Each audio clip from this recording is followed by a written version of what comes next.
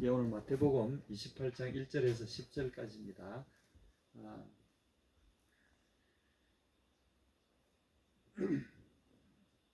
사실은 이제 예수님 십자가에서 돌아가신 후에 오늘 이 아침 이르기까지는 하루가 지났지 않습니까? 이 하루 동안에 예수님 돌아가시는 순간부터는 상황이 완전히 역전이 됩니다.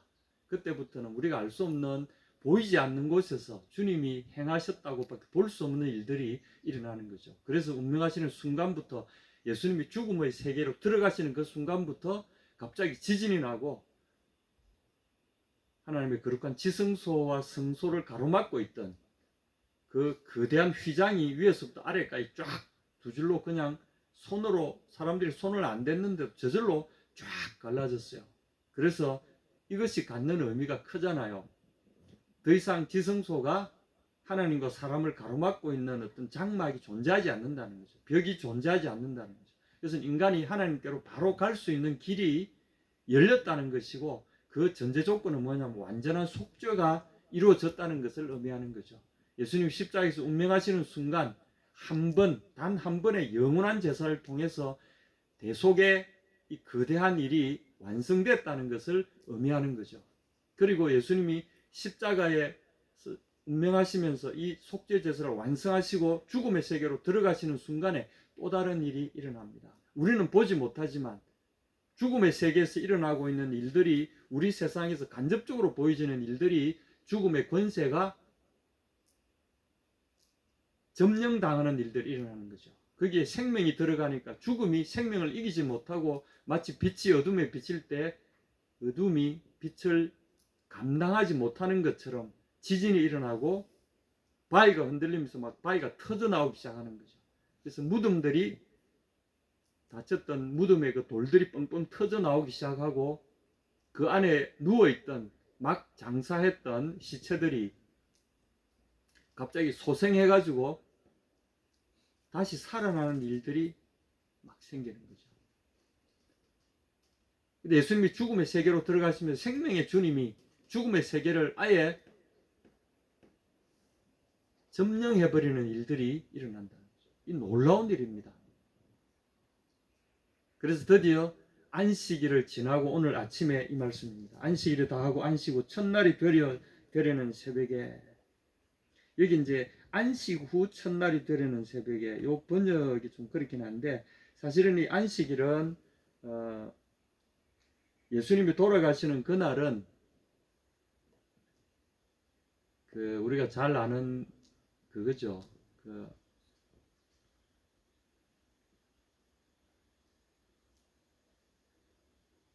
패스오버라고 하는 6월절, 패스오버.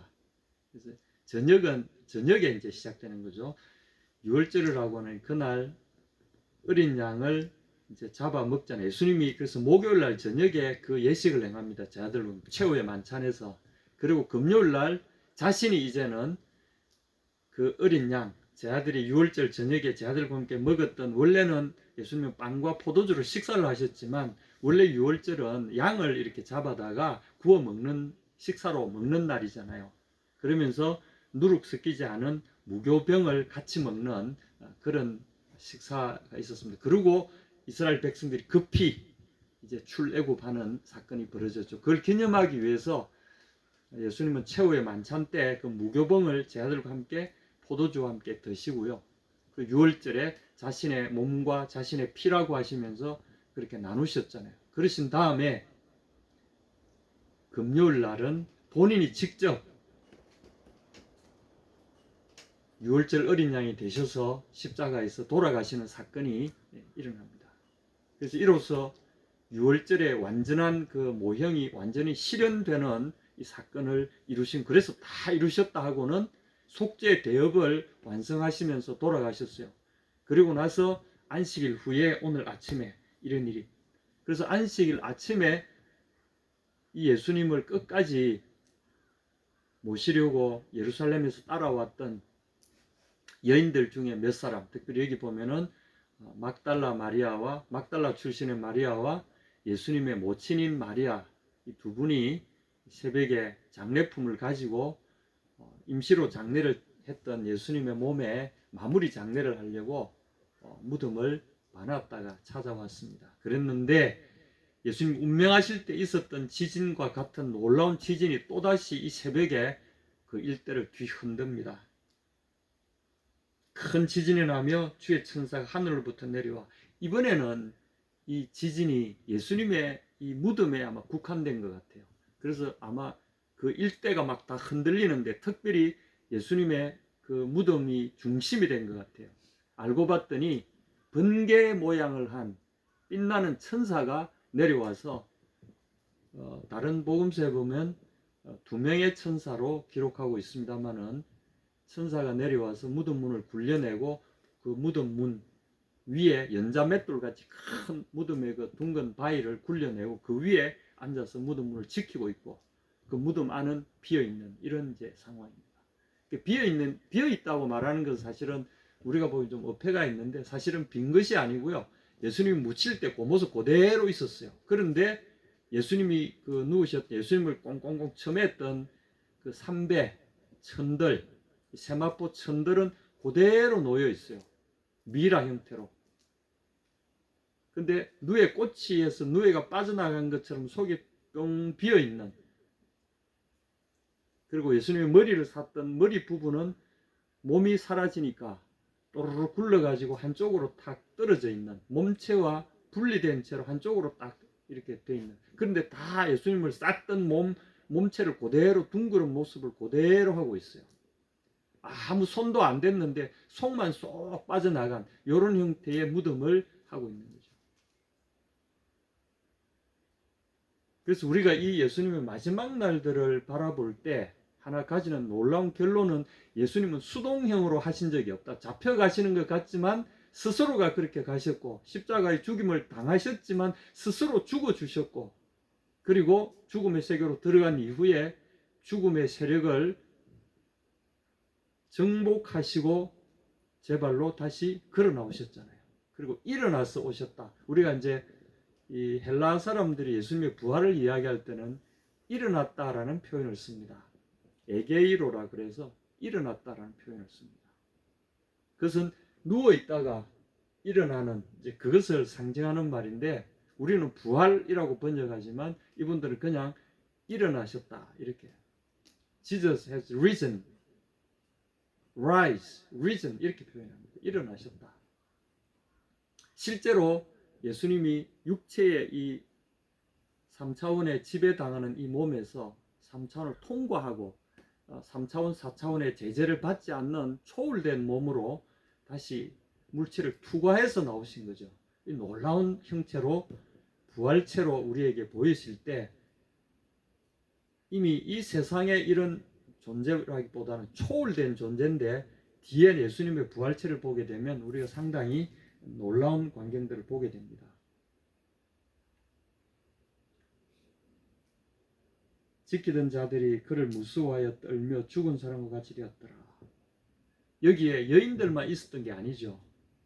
그 전에 대제사장들이 빌라도에게 가서 파견 받아온 4명의 병사들도 같이 있었다는 거죠. 근데 병사들이 그 새벽에 이제 날이 뜨면 자기들이 이제 됐다고 집에 가려고 하는데 놀라운 일이 벌어진 거죠. 그래서 이 사람들이, 지키던 자들이 그 천사를 무서워하여 떨며 죽은 사람과 같이 되었더라. 빳빳하게 굳어버린 거죠.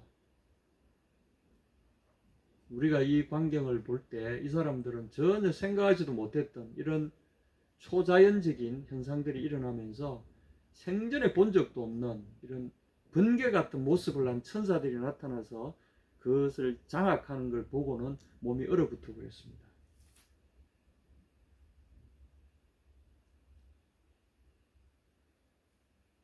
11절에 보시게 되면 여자들이 이제 예수님을 뵙고 떠나갔지 않습니까? 그때 경비병 중 몇이 성에 들어가 모든 된 일들을 대제사장들에게 알리니, 이게 이제 앞에 절하고 연결해서 보면 거의 기절하다시피 이렇게 있다가 나중에 천사들이 여인들과 이야기하고 또 여인들이 그렇게 해서 돌아간 이후에 이 사람들이 거의 얼어붙은 얼어붙어 있던 그곳에서 이제는 정신을 좀 차리고 정신을 차리자 말자 그 모든 상황에서 도망해가지고 갔다는 거죠.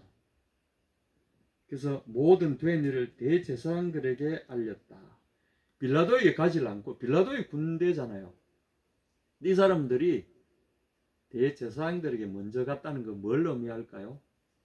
자기들이 이제 무덤에 있는 죽은 자의 그 상황을 지켜내지 못했기 때문에 이제는 죽었다는 거죠. 빌라도에게 바로 가면 영락없이 자기들이 이제 무덤을 지키지 못한 그 책임으로 처벌을 받을 것이 분명하니까 대제사장들에게 가서 뭐라도 도움을 좀, 이 사람들 때문에 자기들이 왔으니까 이 사람들이 가서 먼저 언호를 했다는 거죠. 이런 정황들을 쭉 보게 되면 이 사실을 기록한 마태의 기록이 굉장히 사실성이 높다는 거죠. 이 사람들의 이 세밀한 심리적인 변화까지도 성경에서 그대로 기록하고 있는 걸 보면 이 성경은 아주 담백하게 기록은 됐지만 굉장한 사실성을 갖고 있다는 것을 우리에게 증거하고 있습니다. 그 이후에 뭐 이렇게 거짓말을 해가지고 어떻게 했다는 것은 우리가 잘 아는 내용인데, 오늘 중요한 것은 이겁니다. 예수님은 죽음의 세계로 들어가서 죽음을 정복하시고 그리고 죽음의 세력을 무력화시키시고 우리에게 다시 나오셨다는 거죠. 이것이 사실은 이 예수님의 사역의 가장 핵심 중에 핵심이고 뉴스 중에 뉴스입니다. 인류 역사상 인간에게 영원한 소망을 줄 수 있는 이거 죽음을 정복한 이 소식이 사실은 예수님의 모든 사역의 핵심 내용입니다. 이 순간, 이 날들을 위해서 예수님은 그 많은 시간들을 달려오신 거 아니겠습니까? 그리고 당신이 어떤 분이신지를 제자들에게 계속 가르치셨지만 예수님이 어떤 분이라는 것을 핵심적으로 알 수 있는 가장 강력한 그 마지막 레슨, 마지막 예수님이 자기 제자들에게 하신 클래스가 바로 오늘 이 시간 이루어졌다는 거죠. 그래서 우리가 이 기사를 읽을 때 예수님은 누구신가라는 것을 명확하게 알 수 있다. 죽음을 정복하고 죽음에 노예된 인간을 해방시킬 수 있는 유일한 소테르, 구원자. 원래 해방시키는 해방자를 소테르라고 그러잖아요. 소테르하면 구원한다는 말을 우리가 이제 구세주로 번역한 말인데 이것은 일반 왕들이 즐겨 쓰는 말입니다.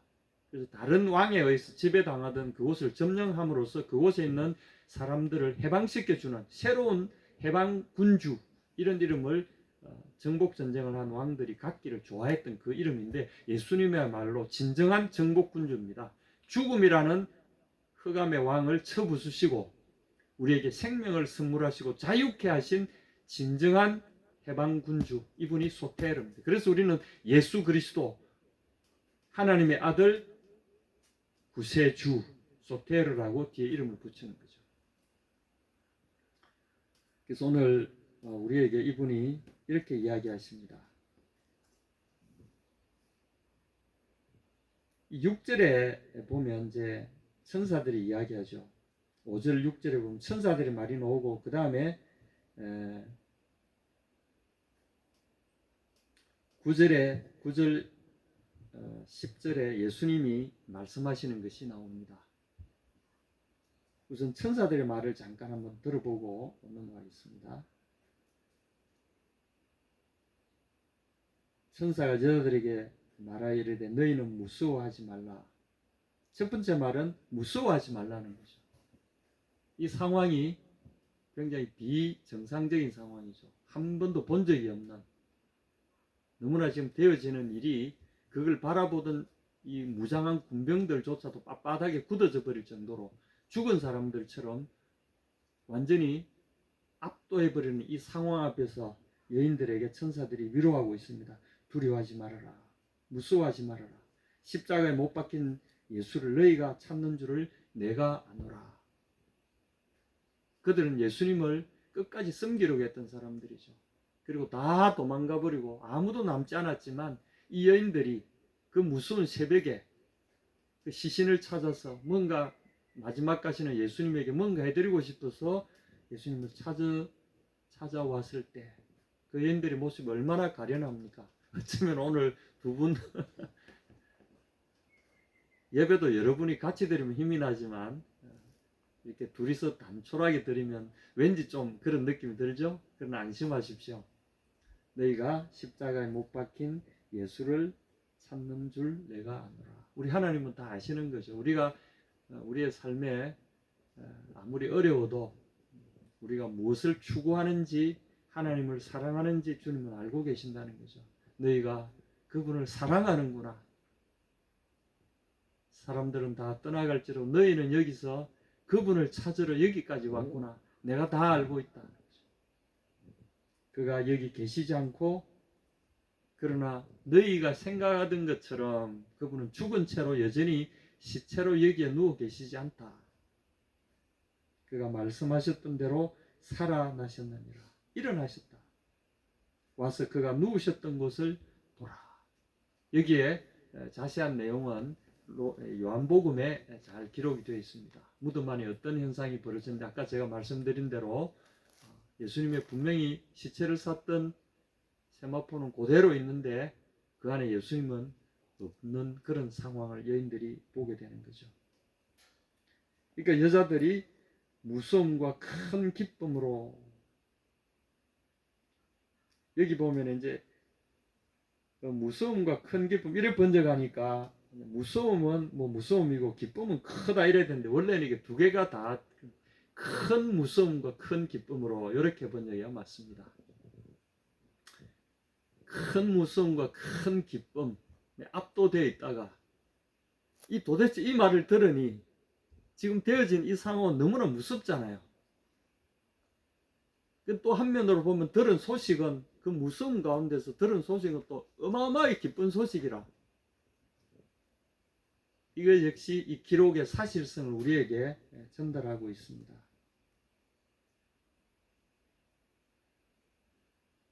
여러분 어떻습니까? 우리도 아마 나중에 예수님을 만나지 않겠습니까? 그 순간이 올 거예요.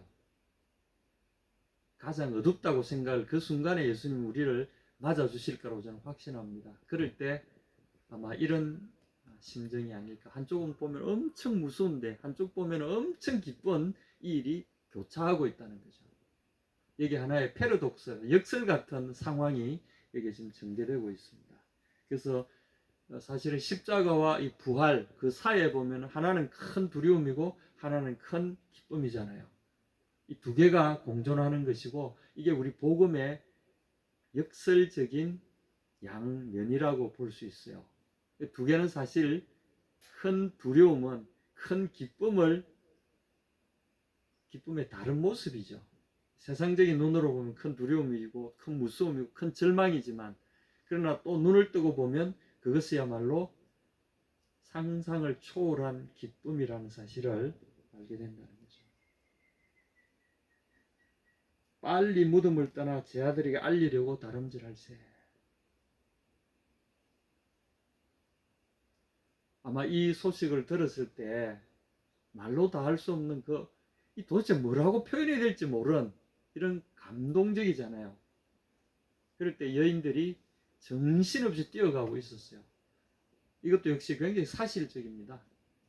이것저것 생각할 거나 뭐 이렇게 따질 겨를도 없이 정신없이 뛰어가고, 이걸 빨리 나누지 않으면 자기들도 견딜 수 없는 그런 상황이라는 거죠. 그런데 보십시오. 더 놀라운 일이 그들을 기다리고 있습니다. 예수께서 그들을 만나 이르시되, 어떤 분이 갑자기 불쑥 그들 앞을 가로막아 서시면서, 여기 이제 만나라고 한 이 번역은 사실은 영접하러 나오다라는 말을 해석한 겁니다. 만나라는 말은 예수님이 그들 눈에 보이지 않던 그분이 그들 앞에 갑자기 그들을 영접하려고, 원래는 이제 아래에서 마주 이런 뜻입니다. 그래서 낮은 모습으로 마주하여 나가다, 이건 이제 귀한 손님을 영접해 드리는 이 표현을 이렇게 번역을 해놨습니다. 그래서 이 휘판티라고 하는 이 단어는 아래에서 위로 아주 영접하러 나가다 이런 뜻입니다. 겸손하게 귀한 손님을 대접하기 위해서 영접하러 나가다, 이런 표현입니다. 예수님이 그들을 영접하러 나오셨어요. 그렇게 하셔서 그들을 만나 주셨다는 거죠. 여러분 이제부터 이걸 주목하시면 오늘 말씀의 핵심은 여기에 다 있습니다. 예수께서 그들을 영접하여 이르시되, 우리 번역에는 평안하뇨라고 되어 있는데 원문에는 카이레테라는 말입니다. 이건 기뻐하라 이런 뜻입니다. 사도 바울이 빌립보서에서 기뻐하라, 내가 다시 말하노니 기뻐하라, 이렇게 된 말이 똑같은 이 말입니다. 이게 이제 인사말로도 쓰이고 히브리 사람들은 이거를, 유대 사람들은 그냥 샬롬 이렇게 하잖아요. 그래서 우리도 안녕이란 말이 평안을 빈다는 뜻이잖아요. 그런 의미에서 샬롬이란 말고 같은 것이라고 이제 사람들은 영어 번역본을 보면은 대부분이 greetings 이렇게 표현해 놨습니다. 굉장히 밋밋하고 의미 없는 표현 중에 하나입니다. 그냥 잘 있었어? 전혀 그렇지 않습니다. 샬롬 정도도 아니고요, 안녕 이런 정도도 아니고요, 이는 그야말로 그대로 원문대로 번역하는 게 제일 좋습니다. 기뻐하라, 얘들아 기뻐하라, 이런 뜻입니다. 이제 명령문에다가 명령문의 형식을 띤 이 단어입니다. 카이레테, 너희는 기뻐하라, 이런 뜻입니다. 얘들아 기뻐해라, 이런 뜻입니다.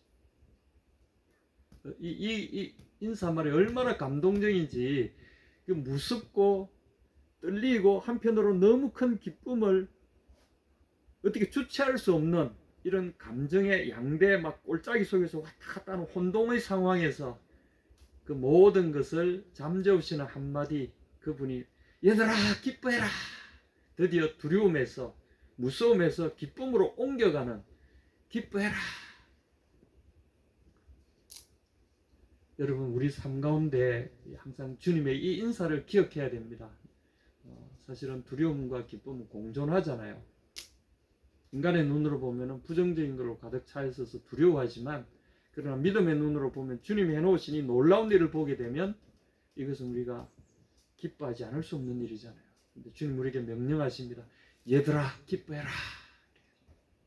우리는 기뻐해야 됩니다. 왜냐하면 그럴 만한 이유가 충분히 있기 때문에, 그렇게 그 이유를 만들어내신 분이 우리에게 기뻐하라 라고 명령하고 계시기 때문에 기뻐해야 된다는 거죠. 이거는 놀라운 사실이고요. 그래서 이 믿음은 우리에게 이 기쁨을 받아들일 준비를 갖추게 하는 거죠. 믿음 없이는 기뻐할 수 없잖아요. 항상 기뻐하라,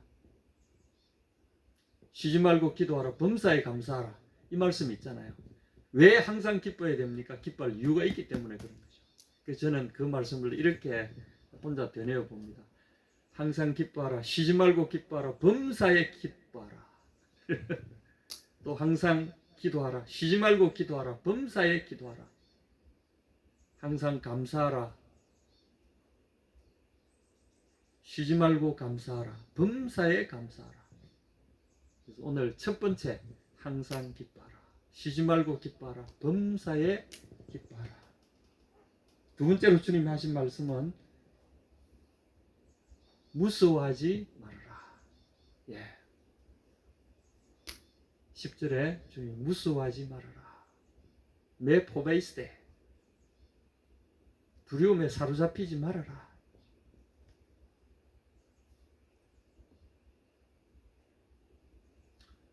두려움에 사로잡히지 말아라 얘들아. 기뻐해라. 두려움에 사로잡히지 말아라. 이렇게 이야기했습니다. 여러분, 부활을 향한 우리 믿음의 시선은 이겁니다. 기뻐하고 두려워하지 말아야 됩니다. 이게 주님의 명령이고 우리에게 그 기쁨의 근원이 되신 그분이 우리에게 하시는 말씀입니다. 그래서 믿음 없이는 사실은 이 부활의 기쁨을 누릴 수 없는 거죠. 두려움에 사로잡혀 있으면 주님의 이 놀라운 말씀을 경험하지 못하게 됩니다. 그 다음에 더 중요한 것은 주님이 이 말씀이 있습니다. 내 형제들에게, 이렇게 내 형제들에게 이 말을 일러라, 이렇게 하셨어요. 이것은 이 여인들에게 주신 하나의 사명이기도 하죠. 그런데 내 형제들에게 라고 하는 이 표현 속에서 뭘 의미합니까? 여러분 뭘 느낍니까? 예수님 고난받으실 때 다 버리고 도망가 버렸잖아요. 그리고 예수님 나 저 사람 몰라요 이러면서 막 이 연약하기 짝이 없는 제 아들 다 도망가 버리고, 그리고 아무도 주목하지 않던 이 연약한 여인 둘만 남아서 이렇게 있잖아요. 그런데도 불구하고 예수님이 그들을 부르시는 모습이 뭐라고요? 내 형제들에게 가서 일러라. 내 형제.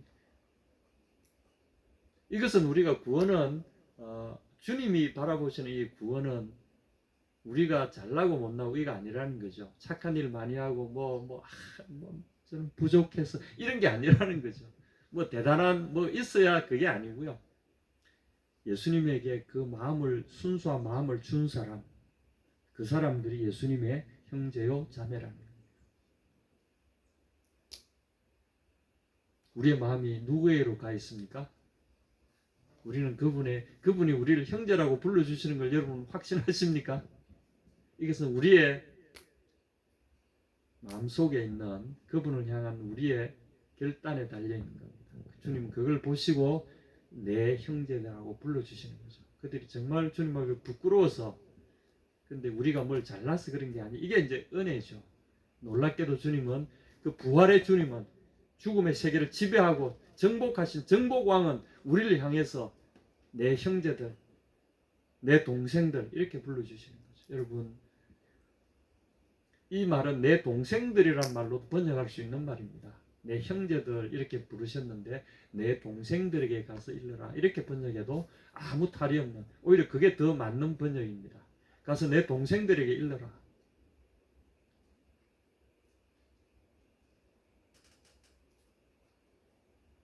여러분, 이게 진정한 기쁨입니다. 모든 부활의 권세와 부활로 말미암아 앞으로 영원 무궁무진한 그 영광을 우리와 나누어 가지겠다는 확고한 약속이, 이게 은혜입니다. 여러분, 내 동생들에게 나의 모든 성취가 너희들과 나누어 가지는 성취라는 것을 알려줘라, 이런 의미죠. 그리고 그 동생들에게 갈릴리로 돌아가라고 해라. 거기서 나를 볼 것이다. 오늘 말씀의 결론입니다. 우리는 갈릴리로 돌아가야 합니다. 예수님을 처음 만났던 그곳에 그분과 함께 천진난만하게 그분의 말씀에 귀 기울이고 그분의 가르침에 귀 기울이고 그리고 그분의 부르심을 쫓아가던, 내가 죽을지언정 주를 부인하지 않겠나이다 처음 맹세하던 그곳으로 우리는 돌아가라는 거죠. 그리고 그곳에 내가 있겠다는 거예요. 사명이 있는 그곳에 예수님께서 함께 떡을 떼시면서 오병이의 기적을 일으키시던 그 갈릴리 바닷가, 그리로 내 동생들을 가라고 말해라. 그리고 거기에 내가 있을 것이고 거기서 나를 만날 것이다. 우리가 그래서 우리 이런 결론을 얻습니다. 사명이 있는 그곳에는 주님도 그곳에 계시죠. 그래서 우리가 주님을 배우려고 하면요, 다른 데 가시지 말고 주님이 나를 부르신 곳으로 확신하는, 주님이 나를 부르신 사명의 곳으로 우리가 가면 됩니다. 그곳에 주님이 계시겠다는 거죠. 이 사명을 가지고 있는 사람은 행복합니다. 여러분, 이 말씀을 기억하시기 바랍니다. 기뻐하라. 두려워하지 말아라. 그리고 갈릴리로 가라. 거기서 나를 볼 것이다. 아멘.